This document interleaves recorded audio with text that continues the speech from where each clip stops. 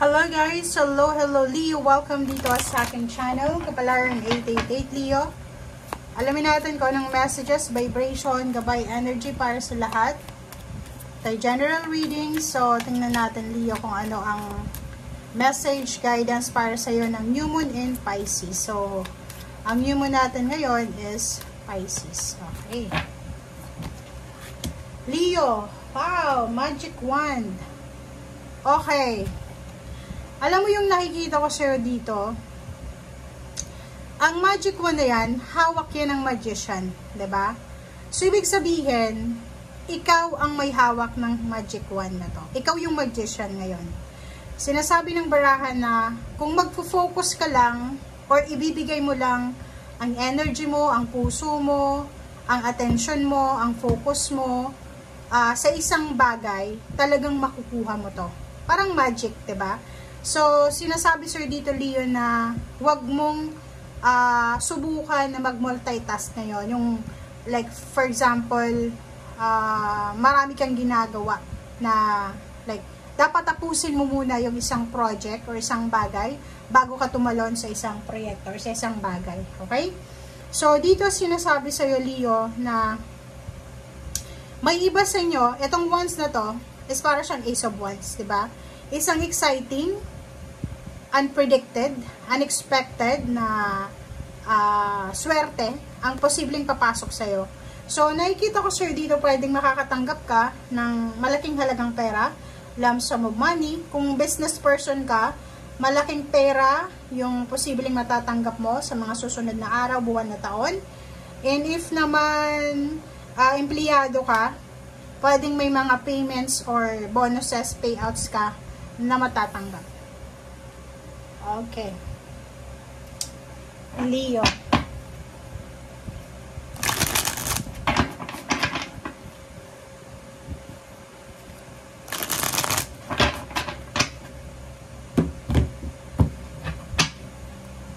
Okay, first card natin dito is Six of Torches. Six of Wands siya.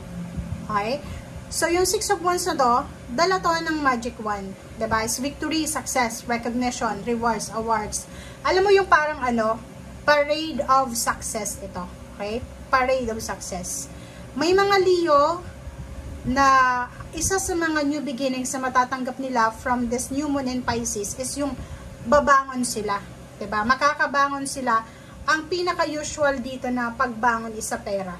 Pwedeng for almost 6 months or 6 years, hindi masyadong maganda yung takbo ng pera mo.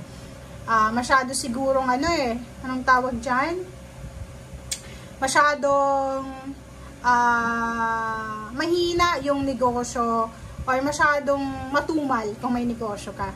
But dito sinasabi ng barahan na yung Six of Torches mo, pwedeng may mga possible na salary increase, mga payouts nga, payments, bonuses, panalo sa loto, panalo sa sugal, pero hindi natin ina-encourage ang mga tao na magsugal ha. So, Six of Torches, isang victory, triumphant success, ang posibleng mararanasan mo, Leo. Next is AO, diba? Wow! Kunin na natin lahat ng energy. Nakakaloka tong Leo na to.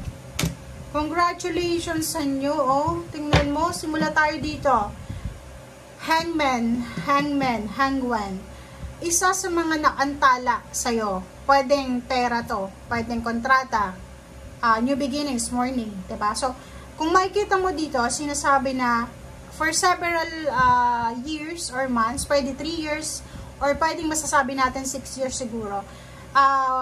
From 6 years ago, siguro, napansin mo na, hindi masyadong maganda yung takbo ng pera mo. Yung flow ng pera, usually, may mga, may mga pera naman na pumapasok sa'yo, pero hindi siya yung parang pera na talagang magtatagal. Yung mahawakan mo lang, tapos wala na.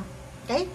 But dito, sa new moon na to in Pisces, ang sisimulan mo dito is lahat ng mga nahang, lahat ng nawala sa'yo, lahat ng naantala, diba? Lahat ng hindi natuloy. It's either new job, new projects, na hindi natuloy dati, ay posibleng matutuloy na sa ngayon. Okay? Isang nahang na pagsisimula, like yung ibang Leo, nagbabalak sila na magpatayo ng bahay, bumili ng lupa't bahay, sasakyan, business, lumipat ng ibang bansa, ng ibang residence, and hindi nila yun magawa-gawa pwedeng 6 years ago. And kung nakakuha man sila ng pagbabago 6 years ago, hindi yun yung talagang gusto nila. But dito, sinasabi sa'yo na ang offer sa'yo is bukang liwayway, diba? New beginning siya, diba? So, simula ngayong New Moon and Pisces, expect mo na may magbabago sa buhay mo sa usaping pera. Pera to guys, ha? Kung ang tagal mo nang hindi na po promote, ang tagal nang walang dagdag sa sweldo mo, expect mo na to. Or yung iba na unemployed, na parang wala nang pag-asa, no.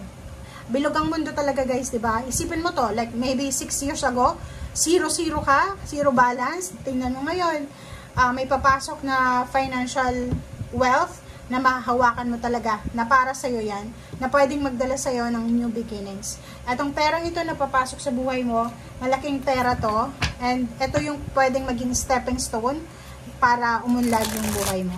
Okay?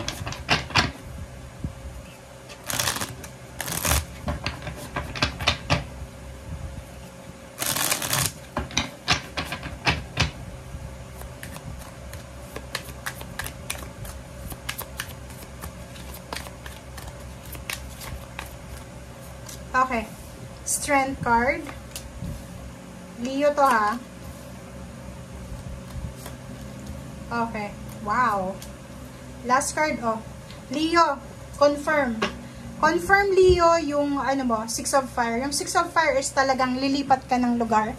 Lilipat ka ng bansa, or lilipat ka ng bahay, or lilipat ka ng, yun, magbabago yung, parang galing ka sa magulong sitwasyon, magulong relationship, magulong trabaho, and papunta ka doon sa mas tahimik, mas secured, mas balanse, mas stable, and eto talaga yung dream mo, 'di ba? Yung dream, either dream house, dream career, dream love life, doon ka papunta.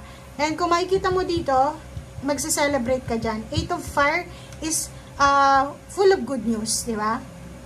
Marami kang magandang balita na matatanggap simula ngayon. And yung balitang ito ay pwedeng magdala sa'yo ng sobra-sobrang happiness, joy, prosperity, abundance. Sobrang ano to sobrang saya ng balitang ito. Nakikita ko sa'yo dito na parang mapapatalon ka sa sobrang saya. Financially, nakikita ko sa'yo na marami pang pera yung papasok sa buhay mo. And 3 of Earth is about business, collaboration. So, nakikita ko na if you're a business person, nakikita ko na mas magiging maganda yung takbo ng business mo. Kung nagsisimula ka pa lang sa ngayon ng business mo, sobrang ano siya, ganda. Maganda yung flow, pataas ang pataas, yung benta mo, yung revenue mo.